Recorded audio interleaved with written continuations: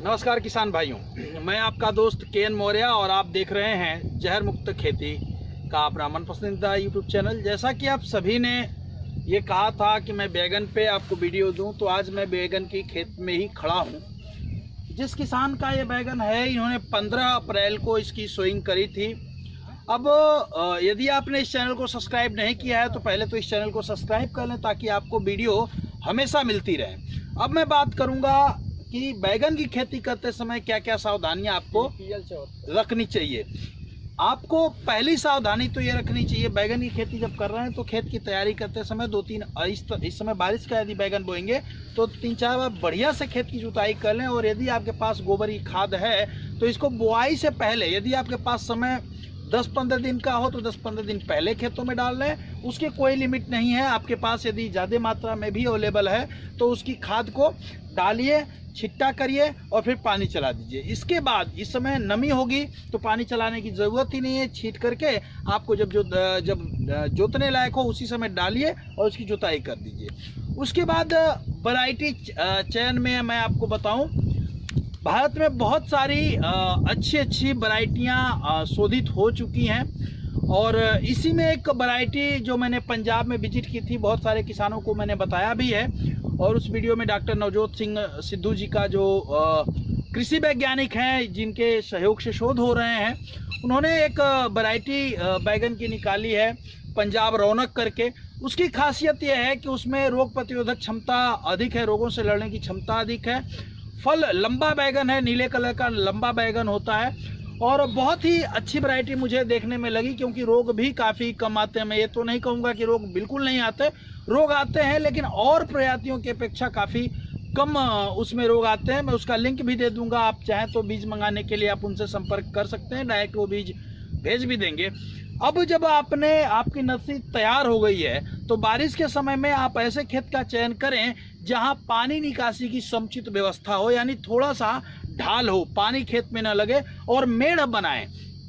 जैसे आप देखें जिस किसान का ये खेत है, इन्होंने क्या किया है, 4.5 फुट पे लाइन निकाल रखा है और मोटी लाइन निकाल के रखा है इन्होंने। और सबसे अच्छी बात, यदि इनके खेत को आप देखें तो घासों की जो निकासी है, घास इनके खेत में न के बराबर आपको दिखेगी, यानी निराई गुड़ाई करके घासों को इन्होंने निकाल दिया है। यदि घास हम अपने खेतों में रखते हैं तो कीट की आने की संभावनाएं, यानी रोग आने की संभावनाएं काफ़ी बढ़ जाती हैं। तो जब आप डाल करके ऑर्गेनिक चीज़ों को, जैसे गोबर की खाद आपने डाल लिया, आपके पास बैक्टीरियल खाद हैं तो बैक्टीरियल खाद डाल लीजिए।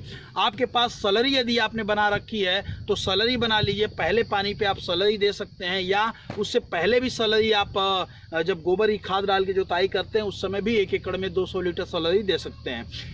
4.5 फीट पे नालियाँ बनानी है आपको, और नालियों का इस तरीके से बनाना हो कि हल्का ढाल हो, यानी पानी बहुत ज़्यादा बरसे तो भी आपका पानी निकल जाए। इसके बाद 2 प्लांट की दूरी जो है कम से कम 2.5 से 3 फीट का गैप रखिए। जैसे कि इस किसान भाई को देखिए, इन्होंने 2.5 से 3 फीट का दूरी प्लांट टू प्लांट रखा है, ताकि हमारा प्लांट जब आगे बढ़े तो इसमें टिलरिंग बहुत अच्छी हो सके। जितनी अच्छी टिलरिंग होगी उतना अच्छा आपको परिणाम मिलेंगे, उतना अच्छा आपको रिजल्ट मिलेगा।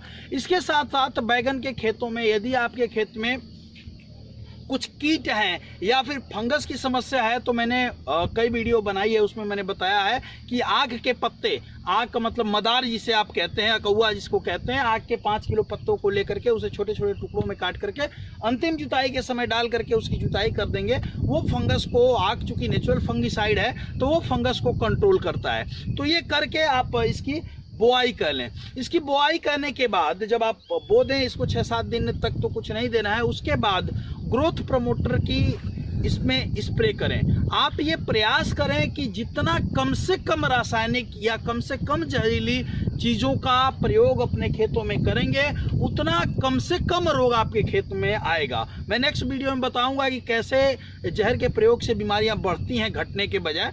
तो आप कम से कम रासायनिक फर्टिलाइज़र और कम से कम जहरीली खादों का प्रयोग करें। इसके अलावा जो मैंने बताया है आपको, नीम का तेल।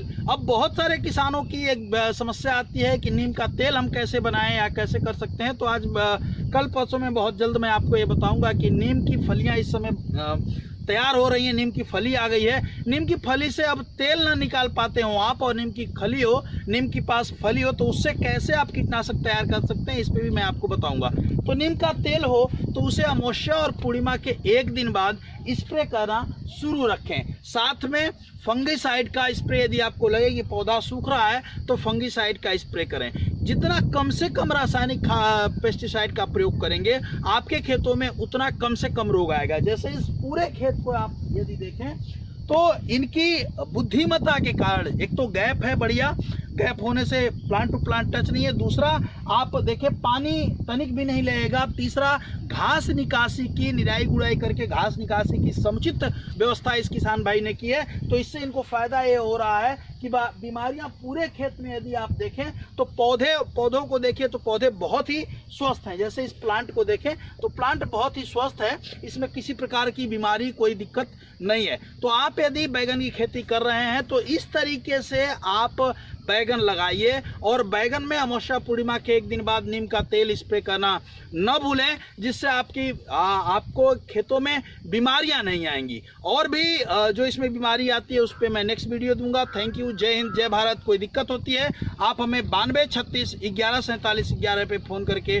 पता कर सकते हैं। मैं प्रयास करूंगा कि आपकी समस्याओं का समाधान हो।